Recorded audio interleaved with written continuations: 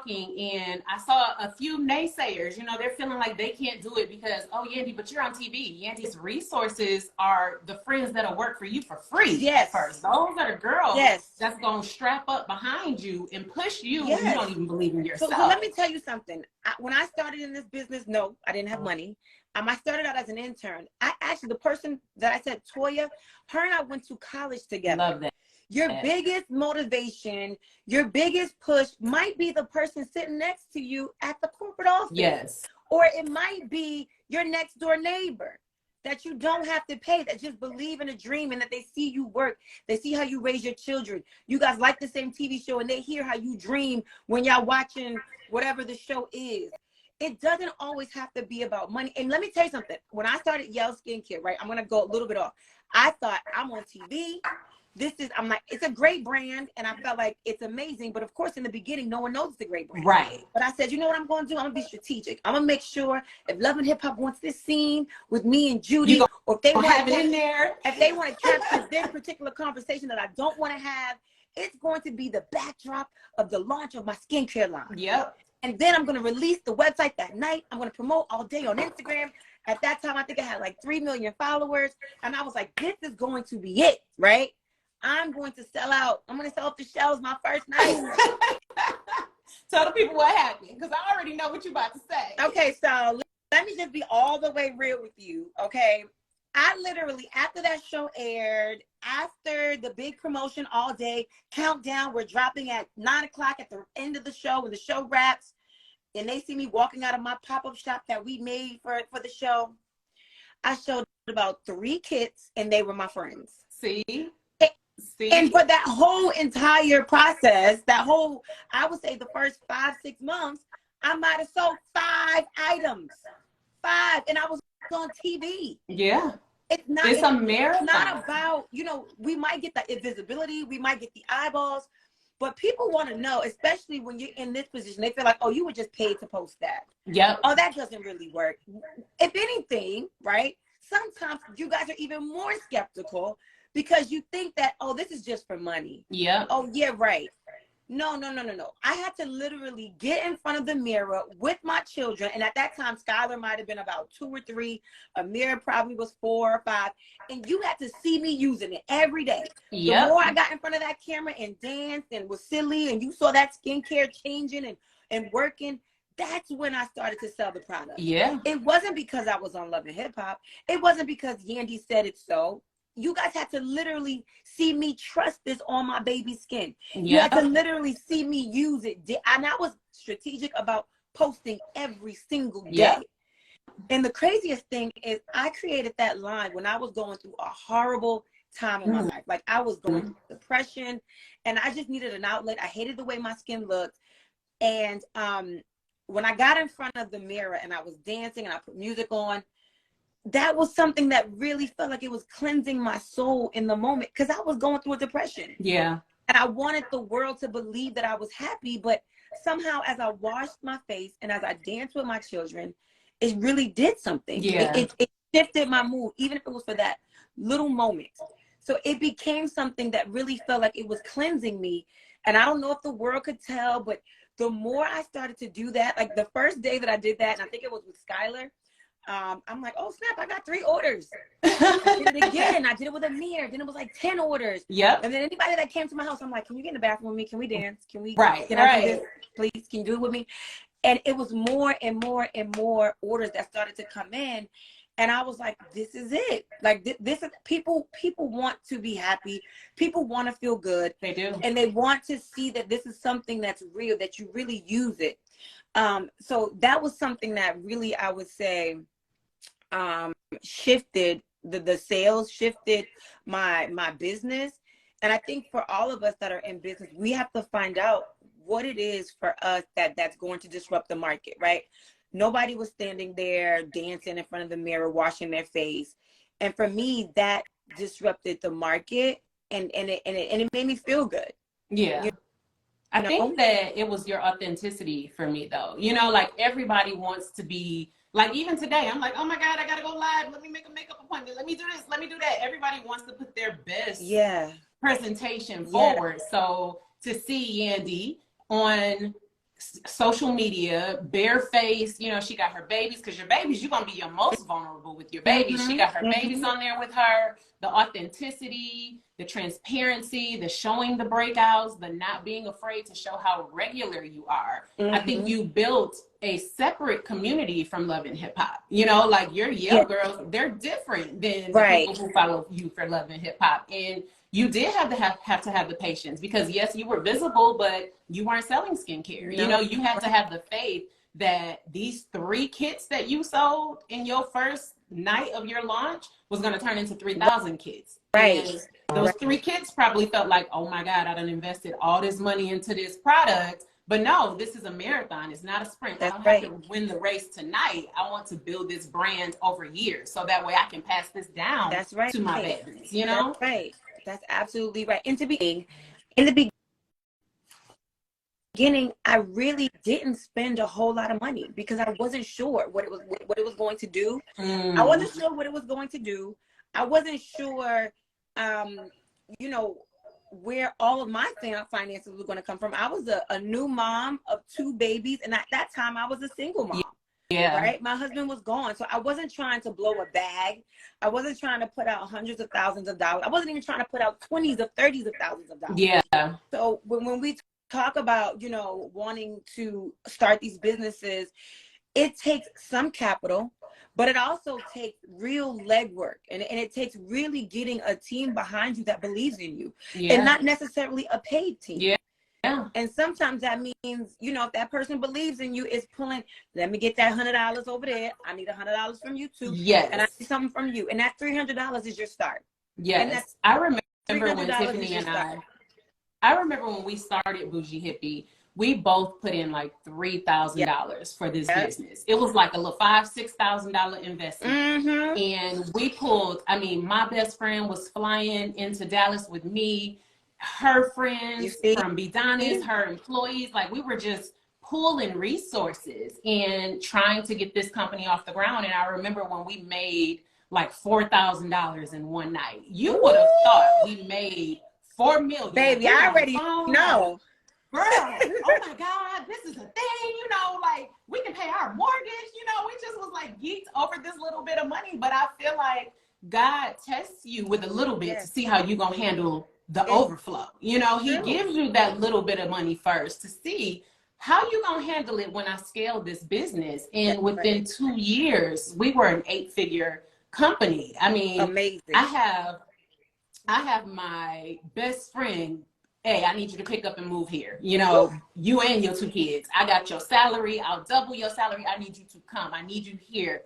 Our family, our friends, we're employing the people that we love, and eventually we'll be employing our community just off of having faith. That's right. Same here.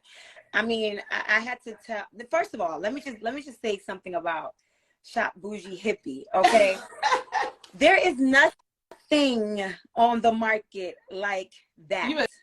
Tell me, there is nothing on the market like that. Okay. I remember when I first tried it. So the person that told me about it first, I was away with BB Judy. And I was like, we all had on bathing suits and we was getting in the pool. I'm like, this belly ain't right. I was like, she was like, you ain't tried the pills yet? I'm like, the pills? What you talking about? And she said, I got you. She sent me the link and I said, yeah, I'm about to order. Who knew when I tried that the first time what my life was about to be like? I was like, oh, this is why your stomach be flat. It's gonna get it's like instantly the next day you can see a difference in your stomach. Definitely. You see, I remember a huge difference when we tested it. I was like, oh, this is dangerous. Like, this is different. Well, it's like,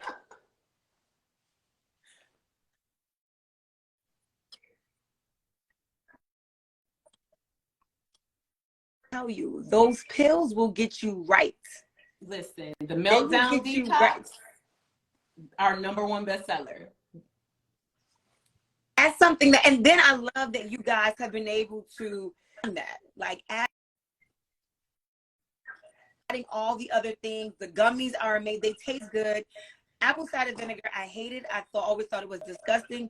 When I had your apple cider vinegar, I was like, is it supposed to taste like candy? I was it's like candy, right? It tastes like candy. But the thing about it is that it really does curb your appetite. Yeah.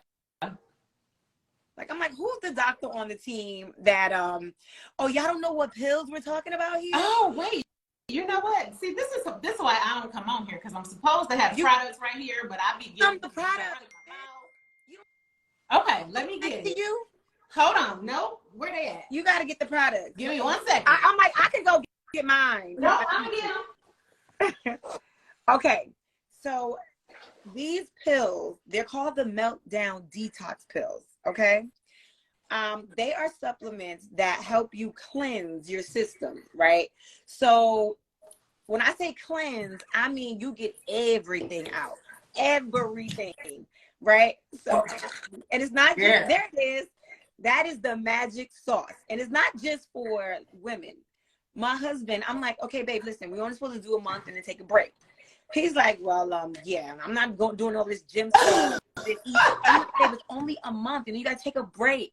He is addicted. I'm like, babe, listen, you gotta chill. Right. But literally, you gotta let your system rest. Let your system, it totally cleanses everything out. And yeah, it really works well. It's almost like a little bit of magic in a bottle, but it really is. We wanted to expand. Like, so Tiffany and I are always like, we're women. We're Black women. Our bodies go up, they go down. We're in the public eye. We both own separate businesses and have separate public brands. So there's all this pressure to be and look and perform and feel and be able to endure all of this workload. Yes. So when we feel like our body is going through different changes, we have conversations with our friends. Like, I was lacking energy. Like, I was exhausted. Yes. I couldn't keep my eyes open by 7 o'clock. I was out of breath going up the stairs, you know? So we ended up saying, what product can we create outside of losing weight, outside of detoxing? Like, this is a problem. I'm having conversations with other Black women and they're feeling just like me. How can we solve this problem? That's how we came up with the ACV. Like, we are asking ourselves what's lacking in the market for women that look like us. And then we're curating that product. Yeah. And it's women that want to feel good, want to look good, and that want to have a healthy alternative to do it. Yes. Right? And if you're anything like me, women out there, we don't always have time to go to the gym. The gym is great. And I want to go to the gym. But I also like to eat bread pudding and bacon and some extra biscuits on the side. All that. You know what I'm saying? So it's like, when you do all that, you got to counter it with something. You do. You know what I'm saying? That fat burner, I don't know what's in it. I have no idea. And then the fat burner mixed with the apple cider vinegar pills. You take both? Yes. Oh, I do. You take both? I do, yes. I do both. But then the only thing that I'll do the Meltdown maybe like twice a week. Okay. I'll do it like twice a week and I'm good. Yeah. Like, I'm good. But the thing that I love about those with the fat burner and apple cider is that it really curbs my, like, I want to eat everything. I love sweets. I love snacking, all of that. But that actually, I don't know what nerve it suppresses, but I don't have the cravings for all of that. You know that the cravings are actually a form of anxiety for, like, women entrepreneurs, right? Yes, it is a form of anxiety. And I didn't realize that until I would sit down and pinpoint when I would get like snacky, and I wouldn't even be hungry. I just wanted to taste something. It literally. That's exactly the type of snacker I am. Yes. I don't have many quiet moments, right? Mm-hmm. So it's like moments, the kids are doing something, they're at school or they're gone on the weekend. I'm not at the restaurant, I'm not at the store, and I just have like a moment. Like, quiet moments make me feel like I gotta be doing something. So I can totally see, because any moment that I have alone or quiet, I'm like, what can I eat? Yep. What's in the fridge? What's in the fridge? Yep. Right. That's an anxiety response. That's a trauma response. We have trained ourselves as Black women, Black entrepreneurs, to constantly need to be in motion. Yeah.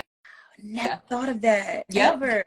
That's why that exact feeling that you're describing is what made us launch ashwagandha. Like, we literally are everything you saying. Like, we're relating to other women. Like, we're having these conversations behind the scenes, and we're like, oh no, we need something for this, but it can't be. I was taking Unisom to put me down at night, like, because my brain would not stop. I would be thinking about what I had to do tomorrow, and tomorrow's not even here. Yeah. So I just don't sleep. Like, I don't take anything to go to sleep, but my husband is always like, okay, it's 3 o'clock in the morning. Can you cut off the light? Can you cut off the TV? I just like my normal time to go. I know we got to pick winners, and I know you guys are waiting. We are coming. We don't get to talk often. We are coming. Don't go anywhere. I promise you, we are picking our winners tonight. But this is a good conversation for you guys. I promise. That's just my normal time, 3, 4 in the morning. And then I get the kids to school. I'll lay down for a little while again. Then I'm off to the store or the restaurant. And that's just kind of my norm. But it's that energy that's just like, it's just, I don't know. It's just that energy that I got to create. I got to think about what I'm doing tomorrow. I got to think about the businesses, what Yale needs, what the restaurant needs, you know, what I need to do for the show. So it's constantly like this brain that won't rest. So I didn't try. What is it? Ashwagandha? Ashwagandha. I'm going to send you some. I'm going to have the girl.